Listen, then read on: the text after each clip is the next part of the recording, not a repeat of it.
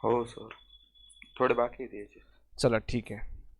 AS14 we are going to deal over here is AS14 amalgamation. अब यहाँ पे आपको अकाउंटिंग स्टैंडर्ड एक है और एक चैप्टर भी है अमलगमेशन अकाउंटिंग का. ठीक है, तो AS14 के बेसिस पे ही वो चैप्टर होता है. क्रक्स देख लेते हैं. एग्जाम ओरिएंटेड लेक्चर रहेगा ये. आधे घंटे में कोशिश करेंगे ख़त्म करने का. यहाँ पे प्रैक्टिकल क्वेश्चन तो सॉल्व नहीं करेंगे फिलहाल, लेकिन प्रैक्टिकल क्वेश्चन में क्या करना है वो सब बातें यहाँ पे डील कर लेते हैं. AS14 amalgamation. चलिए फटाफट देख लेते हैं. एग्जाम्पल दिया था मैंने क्लास में. एक एग्जिस्टिंग कंपनी है जिसको एक newly incorporated company, new incorporate करके ये जो नया कंपनी है ये इसको खरीद ले रहा है. बराबर है क्या? Yes sir. ये था एब्जॉर्प्शन. बरोबर. उसके बाद एक बार देखो क्या क्या है चीज़ें.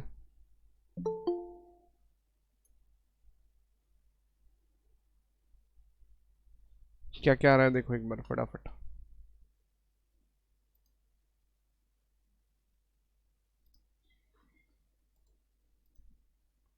एब्जॉर्प्शन किसको बोला है, अमलगमेशन किसको बोला है?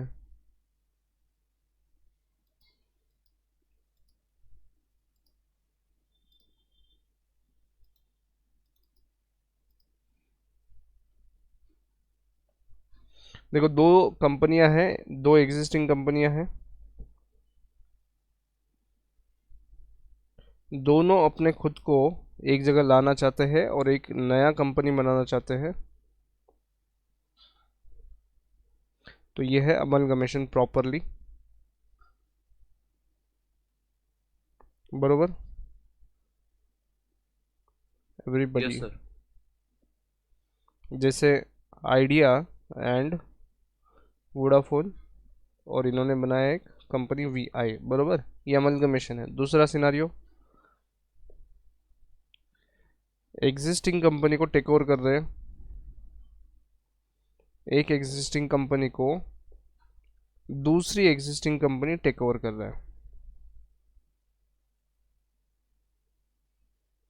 ठीक है, एक सिनारियो ये है. और तीसरा सिनारियो क्या है? एक एग्जिस्टिंग कंपनी को टेक ओवर करने के लिए न्यू कंपनी बनाया गया है. ऐसे अलग अलग सिचुएशंस आपको दिए गए हैं. ठीक है, क्लियर है क्या? तो अमलगमेशन, टेक ओवर, मर्जर, ये सब चीज़ें अपन देखने वाले हैं. बढ़ते आगे. AS14 में क्या क्या बोला है वो बातें कर लेते हैं. दो टाइप से आपको AS14 में बोला है कि अमलगमेशन हो सकता है. अमलगमेशन कितने टाइप से हो सकता है? दो. तो पहला मेथड है मर्जर. मर्जर. कि अमलगमेशन को नाम दिया जाएगा मर्जर. तो यहाँ पे वो सॉन्ग है क्या, कौन सा? ये दोस्ती हम नहीं तोड़ेंगे, तोड़ेंगे दम मगर तेरा साथ ना छोड़ेंगे. सुना है क्या गाना? तो यस देखो, सर. लोगों को आते हैं दो मगर देखो दो नहीं. बराबर है क्या? तेरी जीत मेरी जीत, तेरी हार मेरी हार, ऐसा अपना मर्जर. ठीक है क्या? याद रहेगा? Yes sir. मतलब यहाँ पे दो अलग अलग कंपनियां थी, लेकिन अब वो सारा एक जगह आ जाएगा. उनका उद्देश्य एक ही है बस. जो तेरा उद्देश्य है वही मेरा उद्देश्य है. दोनों कंपनियां ऐसी बोल रही है. ठीक है, चलो. तो यहाँ पे कंडीशंस है. किसी कंपनी का अमलगमेशन मर्जर कहलाए, इसके लिए कुछ कंडीशन है, प्री रिक्विजिट है, जो AS14 आपको देता है. पहला कंडीशन क्या है? पहला condition, all the assets debt and liabilities. Shall be taken over. बरोबर क्या? यस. तो यहाँ पे कोई असेट छूटना नहीं चाहिए, कोई लाइबिलिटी छूटनी नहीं चाहिए. जितना है उतना पूरा की पूरा नया कंपनी आपसे खरीद लेना चाहिए. ठीक है, नेक्स्ट. फिर क्या है अगला पार्ट? 90% share holders.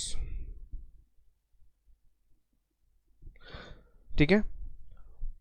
जो पुरानी कंपनी है जो बिक जा रही है, उस कंपनी के 90% शेयर होल्डर्स अब नवी कंपनी में भी शेयर होल्डर्स होने चाहिए, बराबर है। उसके बाद में परचेस कंसिडरेशन,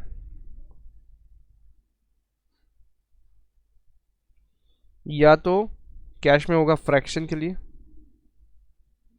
फ्रैक्शनल पार्ट के लिए, और मेजॉरिटी काय में रहेगा, इक्विटी शेयर्स में, बराबर है। डन। उसके बाद क्या है, business continuation. Let's continue. Business continue होना चाहिए। पुराने कंपनी का जो बिजनेस था वो कंटिन्यू होना चाहिए नवी कंपनी में भी। और लास्ट पार्ट, पांचवी कंडीशन क्या है, no change in book value. Book value पे ही कैरी होंगे। बुक वैल्यू पे ही सारे असेट्स लायबिलिटीज कैरी होंगे।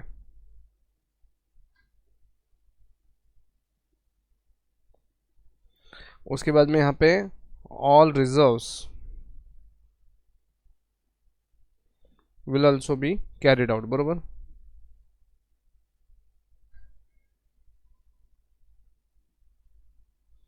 Is that so? डन। ये 5 कंडीशन अगर क्यूमुलेटिवली यहाँ पे एंड है, मतलब ये पांचों के पांचों कंडीशन पूरे होते हैं तो उसको मर्जर कहने का। और यहाँ पे कौन सा मेथड लगाएंगे,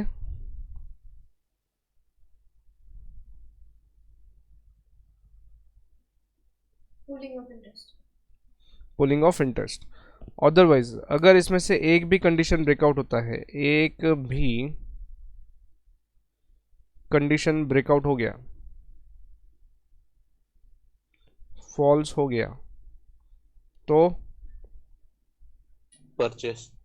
Purchase. और इसका अकाउंटिंग भी परचेस मेथड से होगा, ठीक है क्या। डन। ये समझ गया सिचुएशन। ये पहला पार्ट आपके AS14 का इतना समझ गया, एवढं कळालं का सगळ्यांना? हो सर। चले आगे। Yes, sir. नेक्स्ट पार्ट, एक मिनट। हाँ,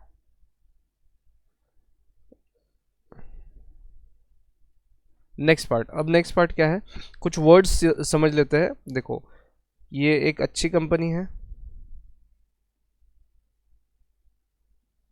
ये एक बड़ी कंपनी है।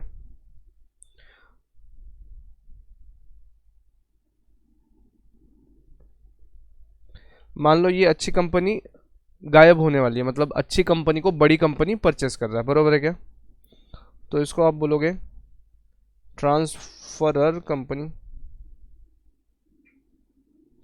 और इसको आप बोलोगे ट्रांसफरी कंपनी,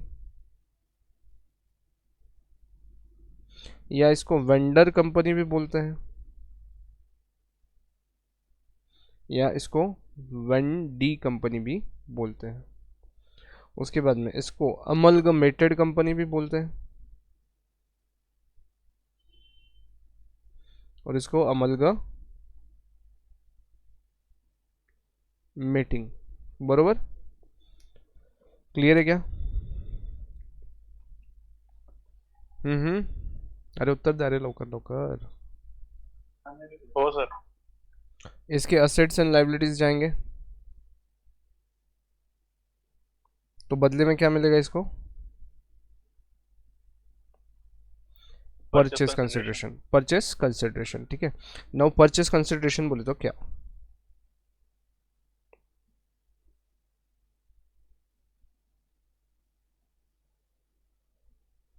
देखो ये इंपॉर्टेंट है।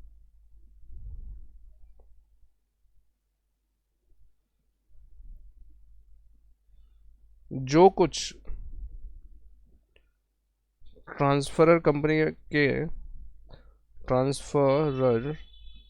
के शेयर होल्डर्स को मिल रहा है, शेयर होल्डर्स को मिल रहा है, शेयर होल्डर्स बोले तो इक्विटी एंड और प्रेफरेंस, इनको जो कुछ मिलेगा ट्रांसफरर कंपनी के शेयर होल्डर्स को जो कुछ मिलेगा ट्रांसफरी कंपनी की तरफ से,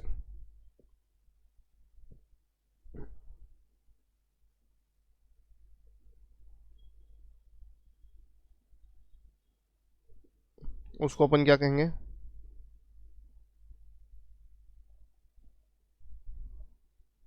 उसको हम लोग कहेंगे परचेस कंसीडरेशन। क्लियर है क्या?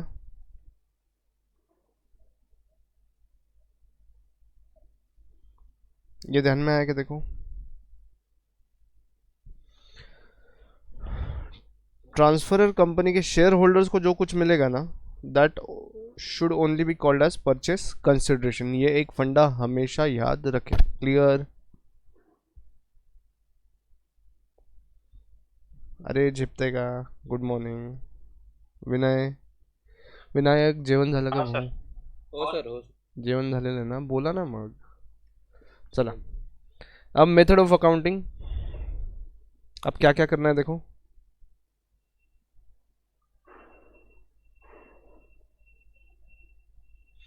दो मेथड है, अगर मर्जर रहा तो पुलिंग ऑफ इंटरेस्ट,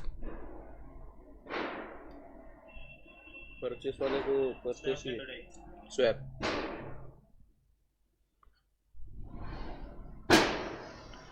परचेस वाले को परचेस ही लिखते हैं अभी, उसमें अभी तक वो बोला नहीं है। यहाँ पे आपको जितने भी क्वेश्चंस है ना, वहाँ पे कितना कितना इशू करना है, क्या रेट से इशू करना है, तो ये दे के रखा है, तो ज़्यादा झंझट नहीं है। अभी इंटर के लेवल पे ज़्यादा झंझट नहीं है इस चैप्टर में। आपको सिर्फ ध्यान रखना है मर्जर है कि परचेस है। अगर मर्जर है तो you need to incorporate all reserves, all reserve जैसे को वैसे. जैसे को वैसे ले जाना है, रिस्पेक्टिव काम के लिए यूज करना है. वो नाम से,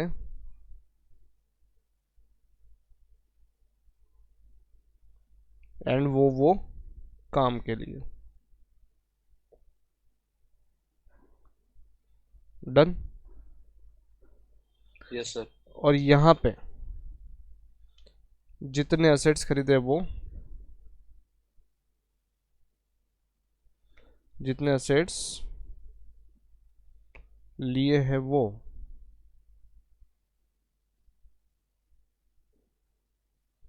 जो लाइबिलिटीज ली है वो,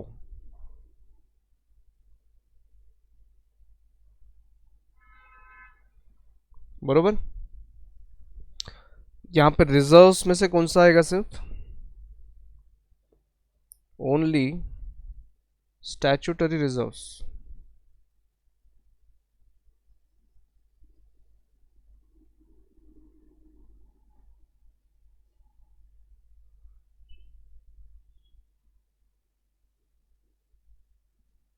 बरोबर? क्लियर है क्या? Yes.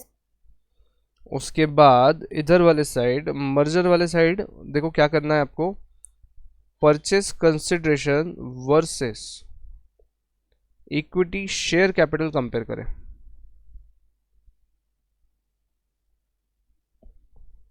बरोबर है क्या?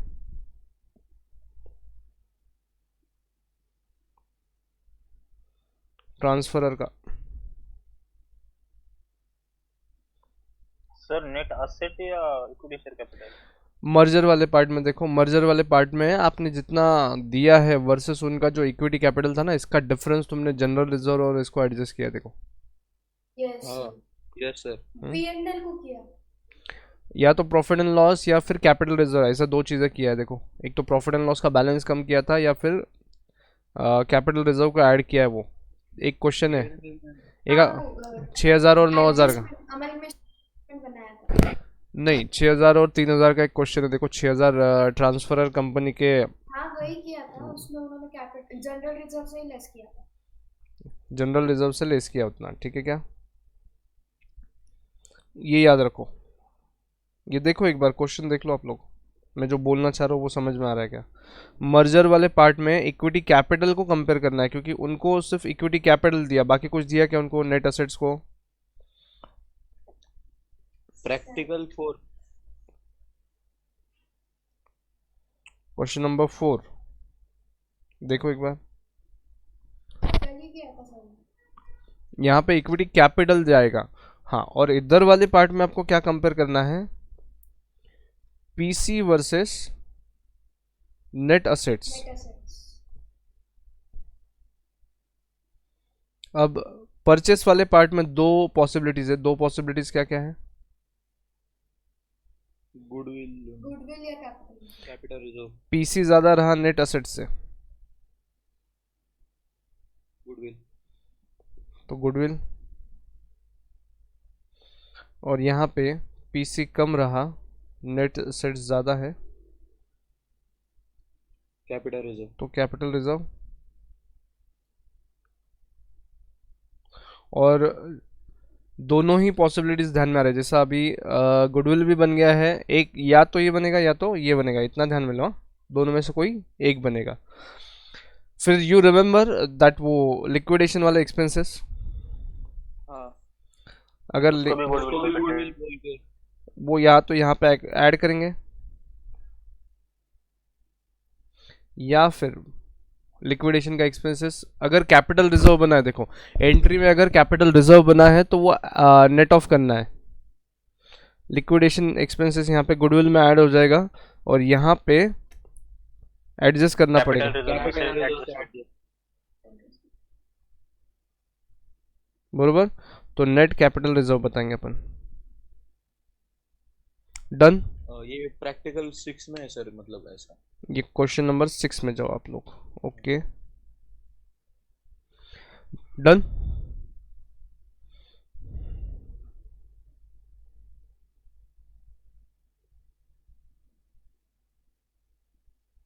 सर हम्म, 5th वाले में, प्रैक्टिकल 5th। ये आखिरी जो 6 बोला हो गया, हाँ, ठीक है, 5th में। ओके ओके कोई बात नहीं। देखो यहाँ पे अगर पीसी ज़्यादा है और इक्विटी कैपिटल कम था तो तुम्हारा लॉस हुआ है, जो अमलगमेटिंग कंपनी है उसका लॉस हुआ है, तो एडजस्टेड टू जनरल रिजर्व। अगर प्रॉफिट हुआ है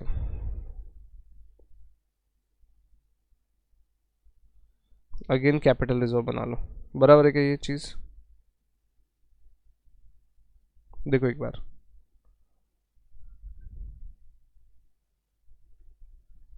ये चीज़ देखो, ऐसा ही है क्या?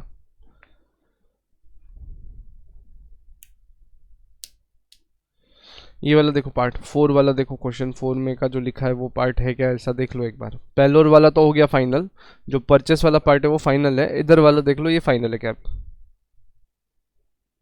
हाँ डन। नाउ नेक्स्ट, जितने कितने क्वेश्चन है, जितने कितने क्वेश्चन है, जितने कितने क्वेश्चन है, एक वर्किंग नोट कॉमन क्या रहेगा अपने लिए? Purchase consideration. Common working note जो सबको आना ही चाहिए बनाते हैं।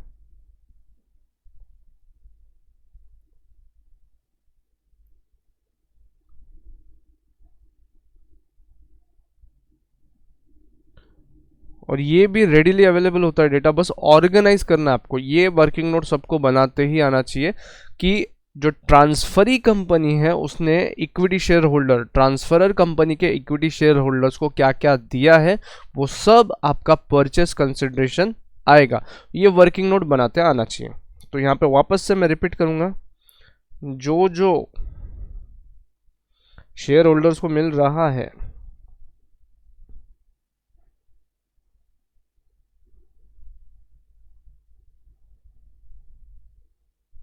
वो सब लेने का,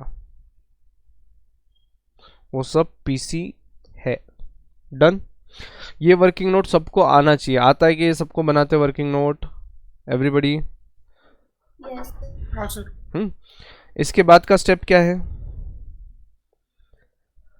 अब या तो गुडविल कैलकुलेट करना है या तो जनरल रिजर्व कैलकुलेट करना है if question is of purchase, या फिर अमाउंट कितना एडजस्ट करना है वो देखना है। और परचेस के केस में जब स्टैट्यूटरी रिजर्व हम ऐड कर रहे हैं ना, परचेस के केस में स्टैट्यूटरी रिजर्व हम जब ऐड कर रहे हैं तो जितना रिजर्व स्टैट्यूटरी ऐड कर रहे हैं उसका एक उल्टा अमाउंट भी अमलगमेशन एडजस्टमेंट में डालना है। याद है क्या? Yes sir. जितना सर स्टैट्यूटरी वो मर्जर मर्जर में है ना, परचेस में नहीं है ना। जितना स्टैट्यूटरी रिजर्व हम परचेस वाले मेथड में कैरी आउट करेंगे, एक बार देखो वापस, ओनली स्टैट्यूटरी रिजर्व्स कहाँ ले जाने होते हैं? परचेस वाली मेथड में। तो जितना अमाउंट हम रिजर्व्स में हाँ ऐड करवा रहे हैं एग्जैक्टली उतना ही अमलगमेशन एडजस्टमेंट रिजर्व बनाना है।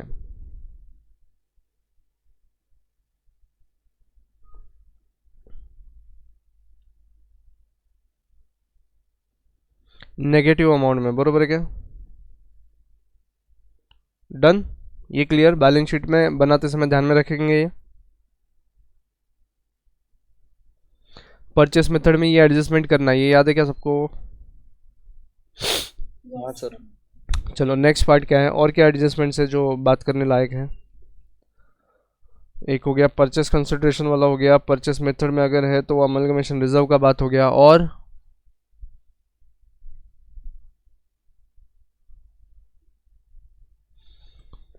Now let's talk about closing of the books. बात कर ले क्या? Yes sir.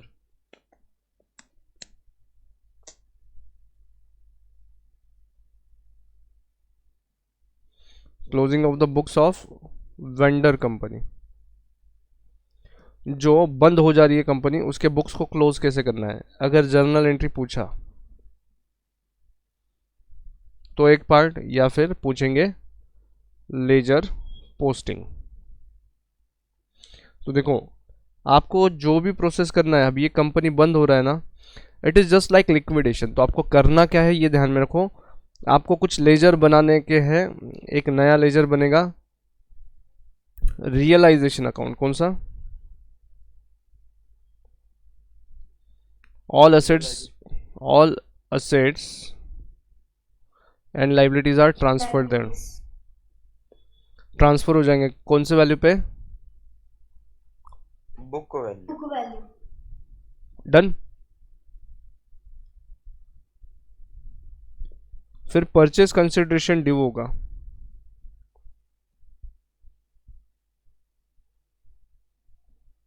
बरोबर? वो भी रूट करेंगे अपन रियलाइजेशन से, बरोबर?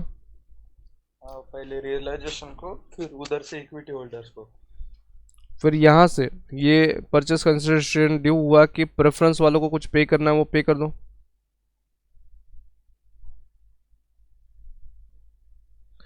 फिर रियलाइजेशन में जो भी प्रॉफिट लॉस होगा वो इक्विटी शेयर होल्डर्स को देने का। वो इक्विटी होल्डर्स को देने का।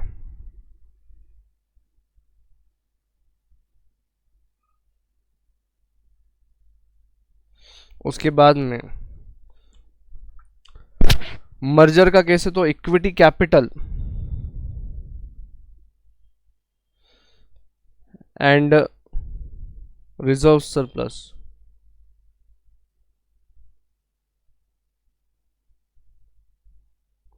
परचेस वाले पार्ट में किसको ट्रांसफर करेंगे? Equity shareholders. अगर सिर्फ मर्जर रहा तो इतना ही पार्ट देंगे, मर्जर के केस में बस इतना ही देंगे इक्विटी कैपिटल, और परचेस रहा तो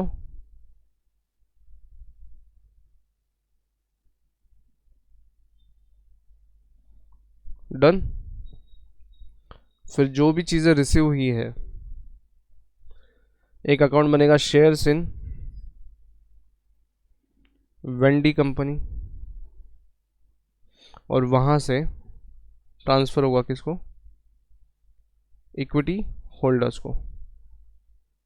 डन। एंड दस वे इक्विटी होल्डर्स का अकाउंट क्लोज हो जाएगा। क्लियर है क्या? तो वेंडर कंपनी के बुक्स क्लोज करने के लिए इतनी पंचायती करने की है। एंड द लास्ट पार्ट क्या है? Last part incorporation,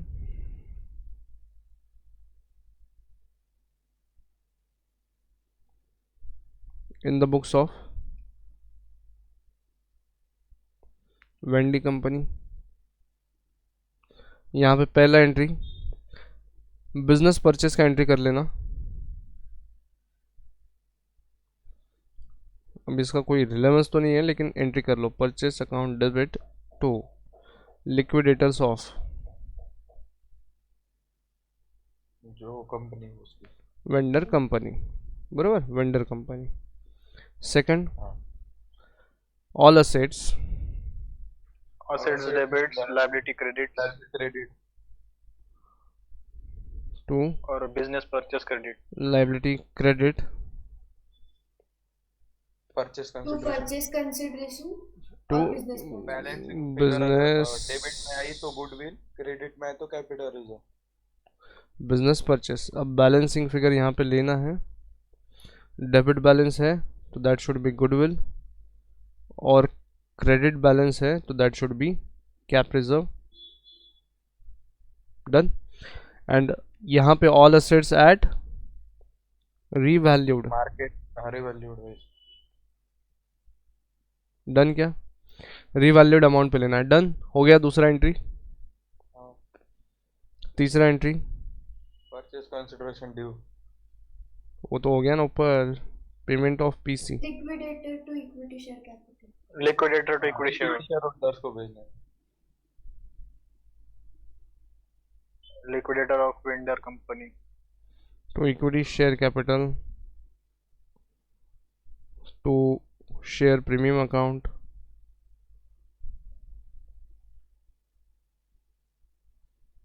done. और कुछ है इसमें? ध्यान से अगर सॉल्व करो तो इस चैप्टर में बहुत कुछ नहीं है, और एक बैलेंस शीट बनाने का काम बनता है आखिरी में। तो बैलेंस शीट ज़्यादा डिटेल में जाना है क्या बैलेंस शीट में? Sir. ये बैलेंस शीट जो है आपका ग्रुप 1 का जो अकाउंट्स है, तो वहाँ पे चैप्टर 4 है, For उसमें का पार्ट ए अपन बोलते हैं, और ये बैलेंस शीट जो बनता है शेड्यूल 3 के हिसाब से बनेगा, कंपनीज एक्ट के हिसाब से।